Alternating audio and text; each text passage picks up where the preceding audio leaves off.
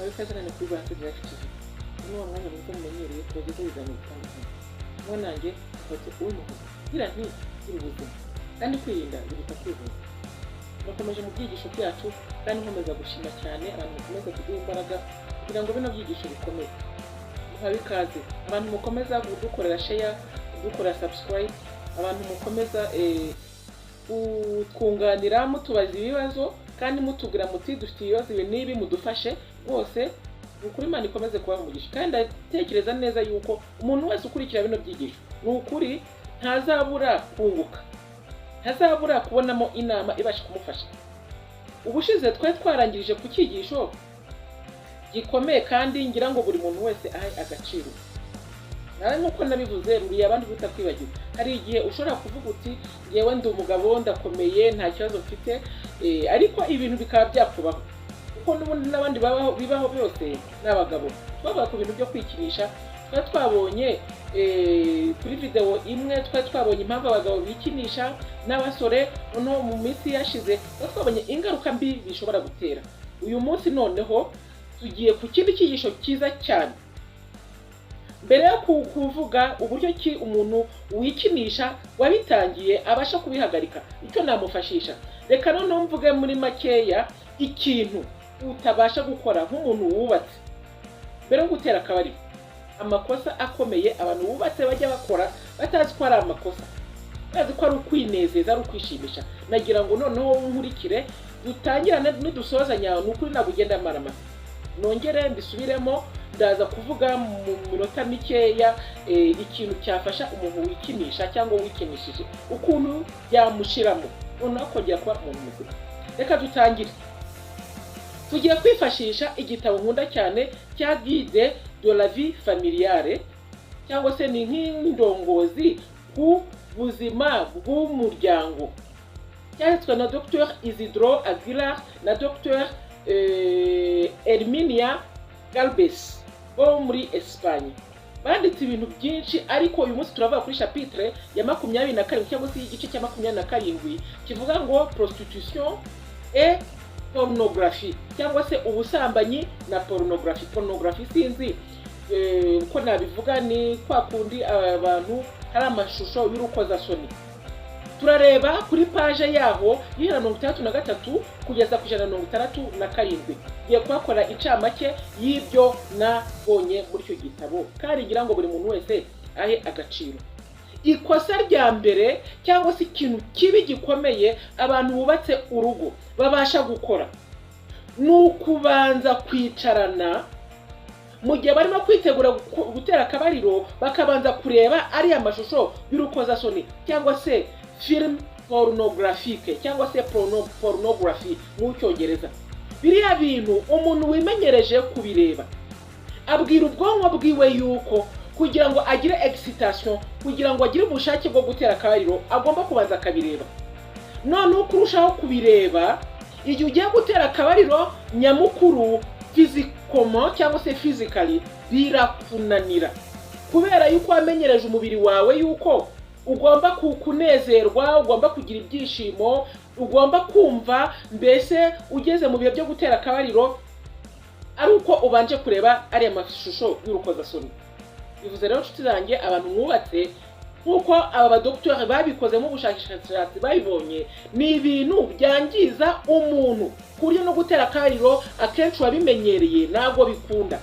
Ikintu cya mbere bavuga ko umuntu wamenyere kureba ari amashusho ikintu bimwangizaho mu bwonko nuko igihe cyose bimushyiramo wa mutima cyangwa se iruba rya kinyamaswa yuko igihe cyose yabirebye akumva ashaka gutera akabariro, iyo adafite umupartenere we cyangwa umudamu we ku ruhande hafi yiwe ahita yikinisha. Aribyo twabonyeho ubushize yuko kwikinisha ari ikibazo gikomeye cyane. Bivuze ngo n'abantu benshi bagira iyo ngeso yo kwikinisha baba babishyigikiwemo n'iki na pornography. Uyu munsi biroroshye kuba wareba pornography mu matelefone, ubasha gushyiramo iyo programu ukabireba mu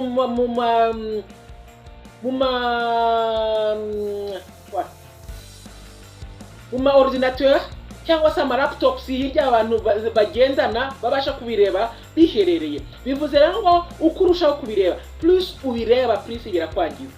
niyo mpamvu muzasanga abagabo benshi bakunda kureba ziriya filime. Hari igihe bagera mu rugo bagasanga umudamu wabo atiteguye, noneho bigatuma babasha no kumufata ku ngufu. Mujya mwumva hirya no hino abagore barira yuko abagabo babo babafashe ku ngufu. Violence conjugale mu bijyanye no gutera akabariro, umuntu agafatwa ku ngufu kandi akafatwa ku ngufu n'umugabo we. Bivuze rero nshuti zanjye, iki kintu abantu benshi bakimenyereza, yaba ari abagabo yaba ari abagore, ntago biba byoroshye. N'umugore umenyera kubireba, igihe cyose yabirebye ntabashe kuba afite umugabo hafi umumara kuba yumva ashatse gutera akabariro, abasha kwikinisha cyangwa se akajya gushaka abandi bagabo ku ruhande. Naba ari mu kazi yaba ari hehe, ubasha kubireba noneho n'abantu mukorana mugahita mwakwiyengeka ku ruhande, mukabasha kujya gukora ibintu bitemewe. Bivuze rero nshuti zanjye, kureba pornography mbere yo gutera akabariro ni ikosa rikomeye. Ni byiza yuko niba Imana yarashyizeho iki kintu, nuko ari ikintu cy'ingenzi, ni ikintu cyo kubahwa, ni ikintu cy'agaciro. Buriya ku mugabo utera akabariro mu buryo buri natural, mu buryo busanzwe, mu buryo buri naturel, abasha kubona imbaraga mu buzima bwe. Hari indwara nyinshi abasha gukira atabizi. Dufate nk'urugero, umugabo utera akabariro mu buryo bwa nyabwo, nk'uko Imana yabiremye, nk'uko Imana yabishatse ko bikorwamo, abasha kutananirwa mu bwonko bwiwe, abasha guhora afite umunezero, abasha kuba afite prostate ye ikora neza. Ni ikintu cyiza ko indwara ya prostate idafata ku mugabo, kandi umugabo ukunda kwikinisha cyangwa se bakora ibi bintu bituma yikinisha, byanze bikunze prostate ye nayo igira ikibazo, bigatuma noneho no gutera akabariro bigorana. Umuntu ukunda kwikinisha twabibonye neza yuko amaraso ntabwo atembera neza mu mubiri, ahorana umunabi. Ariko umugabo ubikora mu buryo bwiza, prostate bimeze neza, amaraso agatembera mu mubiri, ndetse no mu gihe cyo gutera akabariro akagira erection nziza ya nyayo, ku buryo rwose agera ku byishimo, akagera kuri ejaculation, kandi agatuma n'umudamu wiwe cyangwa partenaire wiwe agera kuri orgasme ya nyayo. Nshuti zanjye rero, ibyo bintu umuntu wese uzi neza yuko mbere yo gutera akabariro abasha kureba pornography, nshuti zanjye abihagarika, kuko birimo birakwangiza, kandi igihe kizanagira byangize n'umudamu wawe nimba we atajya bireba. Ni ibintu rero kwinda biruta kwivuza. Nongeye bisubiremo, nshuti zanjye mube maso, kuko abagabo benshi bakunda kureba bino bintu bagira uba rya kinyamaswa. Nongeye mbisubiremo, bagira amahane mu rugo, kuko akenshi igihe cyose bumva bashaka gutera akabariro kuko babirebye, bumva ko byanze bikunze bagomba kugatera, batitaye ku bibazo umudamu wabo afite. Kandi nawe mudamu nimba ubireba, uhagarikira aho ngaho, birakwangiza kandi bizangize n'umutware wawe nimba umufite. Ubwo rero nibyo bintu nabasha gusoma by'ingenzi.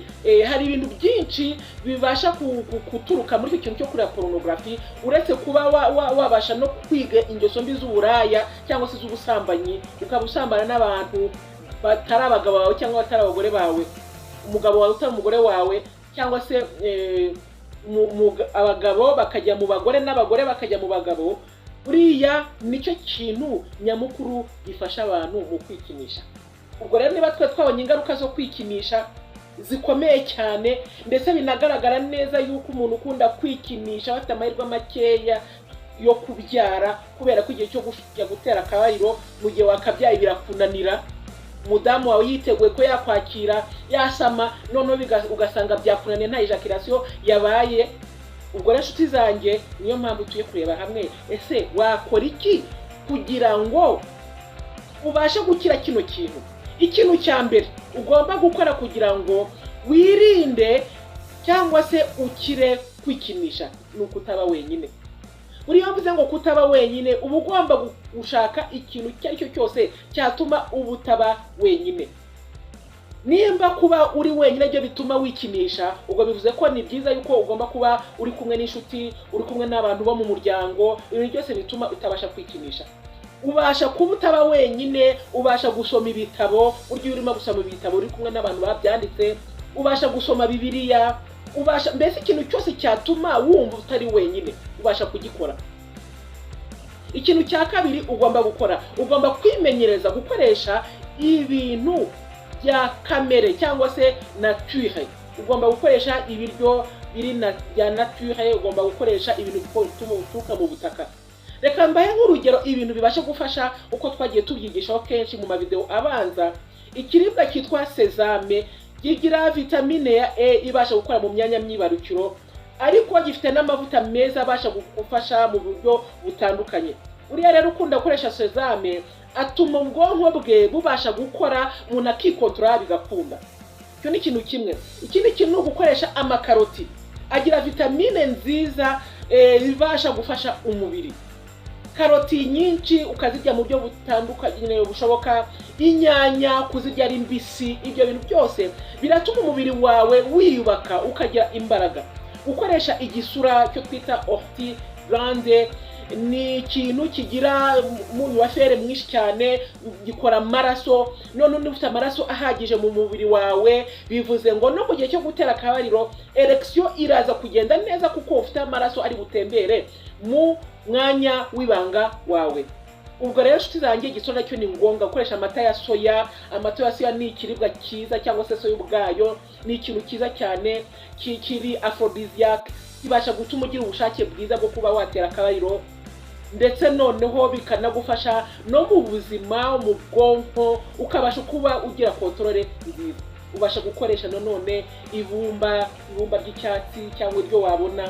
Ibumba naryo rigira iminyo itandukanye ku buryo ibasha gufasha umubiri wawe.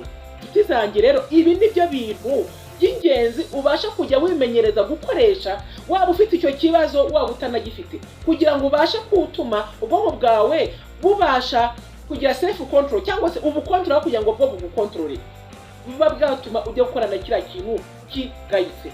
Ikindi kintu cya nyuma, kujya mu bintu bikunezeza, loisir, ni ukuvuga ngo entertainment iyo ariyo yose, ubasha kumva indirimbo zikunezeza, ubasha kujya mu mupira, abakunda imipira, ubasha kureba amafilme meza adatuma ujya muri biriya bintu, cyane cyane nka filme ziri romantique zitarimo biriya bintu by'urukozasoni. Ushobora kureba filme zibasha gutabara abantu, mbese ibintu byose wumva binejeje umutima wawe ubasha kubikora, ku buryo bituma umubiri wawe wumva unezerewe. Ariko mu gihe cyacyo cyose wikontorora, ukumva byanze bikunze agatima karehariha ko kumva ushaka kwikinisha ukigafite, ibyo wakora byose ukumva kigafite, ni ngombwa yuko ujya kureba umudoktor, umuganga, umusexologue, umuganga ufite uburambe cyangwa ubunararibonye mu bijyanye n'imikorere y'ibitsina. Nshuti yanjye rero, ibi ni byo bintu nabonye by'ingenzi. Nongere mbisubiremo: kwirinda biruta kwivuza. Gutera akabariro ni itegeko ry'Imana, ni ngombwa ko bikorwa neza no muri gahunda. Umuntu wese wica itegeko ry'Imana uwo ari we wese ribasha gutuma agira ubuzima butari bwiza. Nayo mpamvu Imana igenda ibwira abantu ati nimwirinda mukumvira amategeko, muzagira ubuzima bwiza, muzajya mutarwara indwara runaka zitewe no kutirinda, cyangwa se zitewe no kuba umuntu yagandiye ayo mategeko y'Imana y'ubuzima. Ese iyi video hari ikintu kubwiye? Kora like. Kandi bawumva hari ibindi bintu watubwira ukavuga uti pornography ni mbi, ahubwo itera ibi niba utavuze, nyandikira muri comment. Niba uvuga uti kwikinisha ni ibintu bibi, ariko ibintu byafasha mu buhamya waduha wakoresha nibi ngibi, nyandikira muri comment. Niba uri mushya kuri iyi channel, wakora like, ukore subscribe, ukore kukazogera kugira ngo video zose tukiraho zikugera mu buryo bwihuse. Ibyiciro kubana namwe, uko nanjye Dorothée Uwimpuhwe, naho utaha muri video ikurikira. Ciao ciao.